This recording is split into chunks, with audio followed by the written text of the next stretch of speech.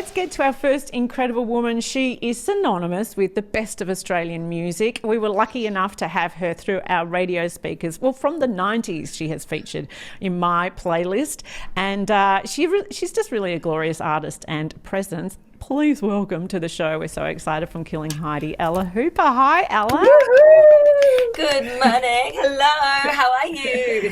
Oh, it's so gorgeous to see you. Ella, do you know, I remember so vividly, I don't know why, because I have a very bad memory, but I remember so vividly the very first time we interviewed you when I started in radio, and we were side of stage at the Rosebud Foreshore. You were doing a Big End Summer Series concert. I reckon you might have been 20. I think I was about 30 at the time. I remember that so vividly. I do remember. Yeah, I remember. Look, I mean, I guess if we were both just starting out, it's funny how sometimes those early memories, they do stand out. And I remember that gig being pretty hectic, being quite a doozy. It was really packed. Middle of summer, and I remember you too, Jo. So we go way back. Oh, we really do, and look at us. We're stayers. We're still hanging out. Yeah, still, you can't get rid of us. It's true, and I remember that gig because it was mad. Like, it had full mosh pit. It was just packed down there. Yes. It was amazing. But I do wonder, so thinking you've been, what, now 20 years doing what you're doing, you must have played some extraordinary places, spaces, gigs. Can you think of some awesome ones, and also any that you've walked up and gone, oh, what is this place? Oh my gosh. Yeah. Oh, definitely. You know, it's not all the glamour and all that stuff. Rock and roll is it can be a messy job, but someone's got to do it. So for every Rosebud Foreshore, there was, you know, I don't want to name names, but like Peaches and Creams, Yarrawonga, where I got like hit with a UDL can of raspberry vodka UDL, like full unopened. That's how much they hated me. Oh my God. Didn't, you know, wasted the whole thing and smacked me in the boob, and it was just awful. And I think we ended up cutting the set short that night. But, you know, there was some brilliant gigs too, like the Big Day Outs. I was just talking to some of the folks here in the studio actually before I got online with you guys about those mosh pits, about how we used to mosh. And I don't even know if the kids are doing that anymore, because people are a lot more conscientious these days about a lot of things than they used to be, if you know what I mean. I think probably now there's sort of like, yeah. I think now there's safety issues, Ella, around mosh pits. Yeah, completely. And also good old COVID. And not to mention all the festivals that we've been playing lately, everyone is seated, like legally has to be seated. So there's a lot of chair dancing going on. And I do encourage chair dancing, even though it makes you feel like a bit of a dick. You've still got to move. It's music. It's rock and roll. I want to ask you, Ella, because you've been around for so long, you must feel like you're quite entrepreneurial in the way you go about things. Because I imagine, it's probably similar to Jo and I in our industry, you don't just wait for the phone to ring. Like, you've got to be creative and come up with different ways to do things. And do you see yourself like that? Oh, that's so nice of you to say, because I actually do. I really look up to you guys, and you know, I dabble in media as well. I do a bit of radio, do a bit of TV, because I have always admired people who can get in there with both hands and make their own work. And like, no, and on even my music career, that didn't just come to me. Everyone likes to say overnight success. It's like, no, you didn't see the 5 years of busking, playing every single fete that could pay my mum and dad to drive me to, because I was 13 at the time. You know, there is always this sort of drive in, you know, if I can say people like us, or people who like to do these wacky jobs that don't have 9 to 5 hours, and they don't have sick pay, and they don't have dental, and they don't have any security net. Basically, it takes a weird person, but it takes a lot of effort and thinking outside the box. So I'm very complimented that you would imagine that, because it is true, and a lot of people don't talk about that. They think you just rock up and sing, and lucky you, you know. Yeah. Oh, look, there's no way that you last as long as you do in your industry without having that real sort of entrepreneurial spirit and that creativity, where you just go, right, what am I going to do next? How do I then make the next gig and the next gig? Particularly, you know, let's be honest, as we grow older as women, particularly in this industry, there's less and less opportunities. Hugely. And I think, you know, it's funny, because you want to sort of have that time with yourself to work out, well, what is like fear? Like, why am I just running hot because I'm worried about like aging out or something? Like, the versus like, I want this experience, or I want to, you know, challenge myself and broaden my career. Both things are real, and both things are often at play. But yeah, I think I have also been really lucky to have a few chances to expand out of music early on, and a few great mentors. Ben Worsley, who we mentioned off air, Joe, a lovely friend of yours and mine, who really helped usher me into radio and and various other things. So I think you just have to try things and keep it fresh. And I think what you touched on, you mentioned, Bianca, creativity. It's like just keep a creative frame on what you're doing with your life, and you'll be more like, if you just set your feet down and go, no, I only want to sing pop songs, and I only want to be top of the pops, and I only want to be number one. It's like, no, I got to do that once. Now, some people never ever get to do that ever, and I got to do that once. So I don't really see how like clinging to that and just going, I want to do that again and again and again is realistic or smart. Wow, that's absolutely. I find that really interesting, Ella, that you say that I got to do that once. Like, you're coming from a place of gratitude rather than loss. Why haven't I still got that? Yeah. I find that really interesting. And don't you think that's like a major life hack right there? Like, if you can genuinely focus on what you're grateful for and what you have had and what you do have, rather than what you don't or what you might be losing or moving on from, it's just a good life hack to reframe that always, I think. Well, you're going to see. It's so empowering. I just love it. Just listening to you, because I feel like we're all quite similar. I came from an athlete background and now in the media, but for me, a lot of it was, seeing other incredible women almost not pave the exact pathway that I've taken, but at least show me that things were possible. Do you have any female mentors, whether they're rock idols or just people in your life that have shown you that this entrepreneurial spirit that you have is possible and that you can live a life this way? Oh, totally.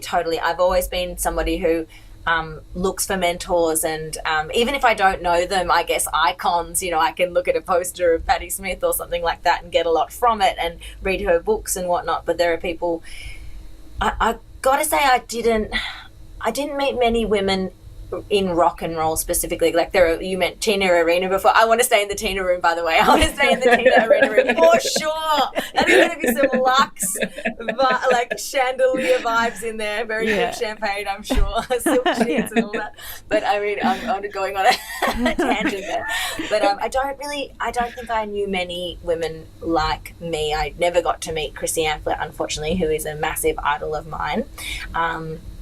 But I did have other women in my life, and whether they were from sort of like, different backgrounds, some of them might have been actors or writers or comedians or just teachers, drama teachers, people who were just sort of living an authentic life and who were satisfied. And I actually do have a couple of role models who were semi in the industry but behind the scenes, people who were more in sort of managerial roles and organizational roles, worked for record companies, things like that, who I were like, oh, that's a good, solid person doing something they love. And I do have an athlete role model as well, Danny DeToro, who I don't know if you know. She's an incredible Paralympian, wheelchair athlete who excelled at tennis and then table tennis, and just has, and her partner, Kath, is a really dear friend of mine who I met in the music industry. And I was at their wedding.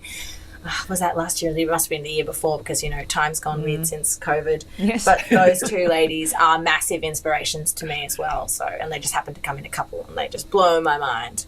I can't believe, though, on that, Ella, that you were 13 when you began with Killing Heidi, right? So now my daughter is 12, and I look at her and my mind is blown at the thought that a year after this moment, she might be out touring in the way that you were. So firstly, were you incredibly mature as a 13-year-old? Well, I find it weird too, Jo. I meet 13-year-olds today. I'm like, oh, hello, little girl. How are you? And they go, whoa. And then I remember like, shit, that I was that age. Like, how can that be? Because as you get older, you do get a bit out of touch, I guess, with what a 13-year-old is and what a 14-year-old is. And I don't have kids, and but it's weird. I must have either thought I think I thought I was mature, and that passed for maturity. I don't think I was genuinely as grown up as I was telling people I was, but I convinced enough people to let me pass through those thresholds and have those experiences. Like, I went overseas by myself with a manager, a male manager, at 13 when we were hunting for record deals after we'd sort of won Triple J's Unearthed songwriting sort of competition, and then got this management. And it was a fair few years from 13, 14, 15, behind the scenes, 16, I think, when we actually came out and we actually had sort of that mainstream breakthrough. But all that time behind the scenes, I was like working on setting that stuff up. And I just, look, I don't really know. I think I was very sure that I wanted to be an entertainer, and I was very sure from like a much, much younger age than that. So at least I had that sort of certainty. And I guess when I got those opportunities, even though I was 13 and I was probably a bit shitting myself, to be honest, I was like, I've got to try. Like, I have to try, because I know I want what that possibly could become. And I'm just incredibly lucky that it did go that way for a time. But were there people that were kind of, guiding you? Do you look back and go, wow, I was in situations that were just, I was way out of my depth at that age and I had no idea? Yeah, I was a few times. I mean, it's funny. I want to put it all in the book one day, but I do get a bit sweaty palmed about certain people reading it. I don't want my nana and pop to read it, or even really my mum and dad to read it sometimes. Because of course there were times, being in a successful rock band, but being super young, and not everyone would always realize how young I was. I think I wore I know you have that photo lurking around. I know you have a photo in there. Oh, that one. That put it up on the screen. Yeah, that freaking photo. See, I don't really look 13 there, do I? But I'm honestly about 15 there. So, wow. And I think people maybe thought I was 30 then. So, but I am very lucky. I don't have any horrible incidents to report. I think I also created that luck for myself because I'm a pretty thoughtful person, and I guess I've kept myself, as much as I actually don't know if I should take credit for that. I'm just trying to say, like, I guess I think I knew how to get myself out of harm's way if things were looking too dodgy for me or too grown up for me. I was like, I'm going to bed, or I'm going over here. I don't need to partake in that yet, because I just know where these things end up, So yeah, I'm pretty lucky to have gotten through as a very young person in a grown-up's world, reasonably sane and unscathed. Wow. Now, we know you've got a podcast that you're doing at the moment called Front and Center, and you're interviewing rock idols, big names back from the 90s. Can you tell us about, one, what you're learning from the podcast, but also, do you think that it's just getting harder and harder now for rock music to continue in today's day and age? Is it too expensive, or what is it about rock music and why we're not seeing it as much? Oh, that's such a good question. This is something me and my friends talk about trying to work out for ourselves. We're just like, so what is happening with rock music? Like, something is happening, something's shifting and has already shifted. And, it's that funny catchphrase or, credo or whatever it is, rock is dead. That's been said many times, but this time it really might be. I don't know, because I think it's got to do with the internet, and I think it's got to do with bedroom producers and the sort of proliferation of the ease around recording yourself and the ease around tracking multiple instruments and being a one-person show sort of. So you used to have to outsource everything. You used to have to get someone who could play a bass. You used to have to get someone who could play drums. You used to have to get someone who could sing in tune. You frankly don't need any of that to make a track anymore. You can have someone with a reasonable voice and you can pitch shift it, and you can have someone you can basically get the computer to do the rest. And this is not a criticism. This is just another way of making music, and that way is very popular. You still need charm, you still need charisma, you still need something to say, or it's not going to go very far. But you don't need so much of that bricks and mortar practical stuff, and that costs money to do that anymore. And if you do want to do that bricks and mortar authentic way, then it does cost heaps of money. Yeah. And I don't know that we have much of that lying around at the same time. Young people who might want to do the authentic rock thing, it's expensive, so they're going to go the home route. And the home route with all of the mod cons kind of leads you to a different sound. It leads you to a different music. So it's something to do with technology, patience, and money, and trends. I really don't have it all worked out. I know, but it is such a shame because, bands are the best. Like, there's nothing better than rocking out with a band in a dingy pub. I think it's a real shame if we lose that sound and that energy of yes, you can have people who are front people, like front women and men with their band. Maybe that's a more affordable way of doing it. But you know, when you get that seminal sound of like the group of people got together in a garage and they just bashed out the songs and they ended up with It's that so sound. special. It's so special, Yeah. Ella. I don't have Yeah. you It's heard so of the Linda Lindas? Have you come across No. them? Oh my gosh! So No, they're they they're the most adorable band. They are aged 10 to 16 years old. I first came across them in a movie called Moxie, which is Amy Poehler's latest movie. Check it out on gotta Netflix. see that. Oh, Yeah. it's the best, right? And so this band is in that movie, and they've actually just signed with. I'm going to tell you if I can tell you. They have just signed with Epitaph Records. They're just adorable. This little band. That sounds really All right. reductive. They're 10 to No, 10 no, I'm so into it. There's actually a fair few bands. I've just got to give a little shout out to Yo-Wo, which is a young women's Yo-Wo, the young women's together yeah. music collective group, school class. Organization. They're incredible, and I do a bit of work with them. I'm their ambassador. And Girls Rock as well, in all across the country. If that sort of turns you on, and if you are a parent or a carer, or if you know a young girl who wants to make music like that and take that sort of part, both Yo-Wo and Girls Rock are amazing organizations to check out, because that's like the Linda Lindas. Like, we have several versions of those here in Melbourne that I'm a big fan of, from Hot Glue to the Vovos and stuff like that. So check them out. They're so good. I love that. Yo-Wo and Girls Rock. That's Yes. awesome to know that there's that kind of mentoring going on, and thank you so much to Yeah. your generation, Ella, for being that sort of that mentor and that role model for them. It's so important. Oh, you gotta, because that's what I wish I had. Yeah. Now, are you back touring at the moment, Ella? I mean, last year would have been very tough with what went on for everyone in 2020, but you're back out there now? We are actually. It's still chair dancing on the plastic chairs. I mean, I haven't seen an actual tightly packed mosh pit yet, which is probably for the best, slowly. But yeah, Killing Heidi is touring on the weekends. Ella Hooper Solo is touring more of your sort of dinner and a show type acoustic vibes. Get my For the mature ones of us. Yeah, so I've got Killing Heidi for when I'm feeling frisky and I feel like jumping around and reliving my teenage years. But then I've got my new music, which is absolutely adult contemporary. It's chill, it's quiet, it's like gives me a break from jumping around and screaming. It's quite mellow. It's almost country, you would say. Well, you're going to sing for us now, which I'm super excited about. We're not rocking out though. You've got something a little. Can we do the mellow one? We'll do do the Yeah. adult contemporary. Cool, great, Yeah. cool. That's Yeah. good for me. Okay, so you to get yourself set up, and I will. Yeah, All right. yeah. Okay, we're just going to wait here in an awkward silence. So you're all set to go there, Ella? Okay, cool. So I will play you. This track is so hot off the press that I don't even know if it's truly finished. It's still changing a little bit each time I play it, so I'm not sure what version you'll get.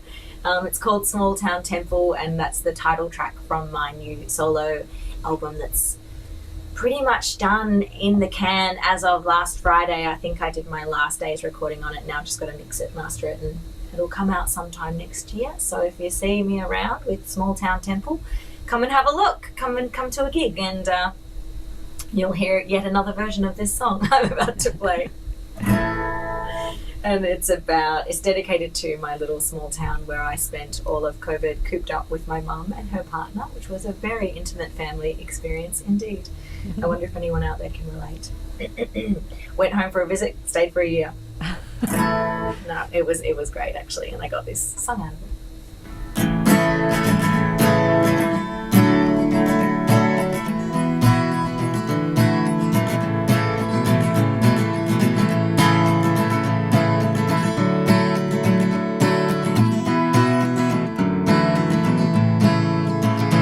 Oh, the small town temple where I come from is held together by peel and paint. And there's cracks in the floorboards and window panes, like a down-home version of glass that's stained. She ain't nothing fancy, a little blip on the map, just a humble little mystery. It keeps me going and coming on back. Oh, I calibrate my compass to the siren song, and it keeps me rooted to the ground. Oh, no matter where I go, I know that I'll come home to a little church on the outskirts of town. It's long deconsecrated. We got religion, but we gave it back. It's a place where all feel welcome. No, you can't ask for much more than that. I sing do do do do do do do do do.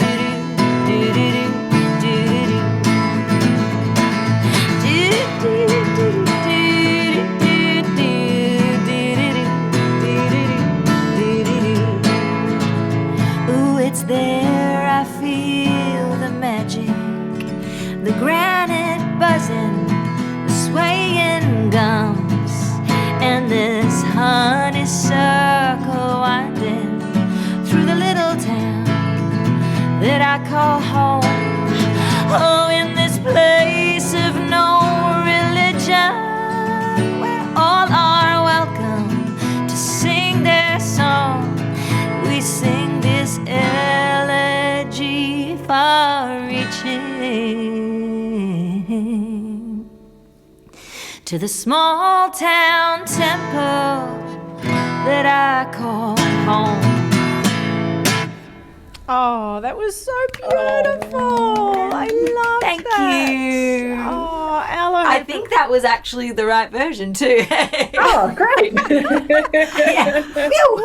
How lucky are we to get that so hot off the press? I can't wait for that album. It's such a beautiful little song, and I love that sound for you, Ella. Thank you. I love it. It really feels like home, that sound. This is kind of how I grew up playing and grew up. Like, little known fact, Killing Heidi was an acoustic folk duo before it morphed into what people know it as. So, you know, if you go right back on the Google images, you'll see me in a long A-line velvet skirt with a men's done right up to here and singing folk songs. So Yeah. I'm sort of going back to where it all started. That's all right. We all wore long A-line dresses in the 90s. Yeah. Oh, yeah.